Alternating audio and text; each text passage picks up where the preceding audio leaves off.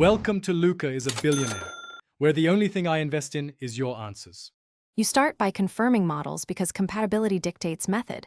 If you have an Apple TV or AirPlay 2 ready Hisense, pick wireless, otherwise prepare a Lightning/USB-C to HDMI adapter.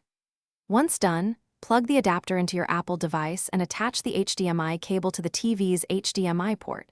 Make sure the TV input is set to that HDMI. Turn both devices on, unlock your Apple device, and, if using AirPlay, join the same Wi-Fi network so discovery will work. Now proceed to the connection step. If you used an adapter, the TV should already display your Apple screen. If not, manually select the HDMI input. For AirPlay, enable AirPlay on the Hisense menu and use screen mirroring from Control Center to select the TV.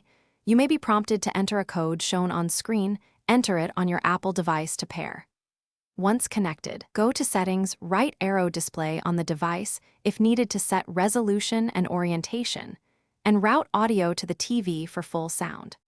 Finish by testing multiple types of content, video, apps, and system audio, to ensure everything plays smoothly and audio routes through the TV. If you see lag, stuttering, or no audio, restart the router, power cycle the Hisense TV and the Apple device, and reconnect via AirPlay or replug the HDMI adapter. Often a restart clears handshake issues. Make sure both TV firmware and iOS are up to date, because updates fix compatibility bugs and improve wireless streaming stability. Thanks for watching and please subscribe. It's the best investment you'll ever make.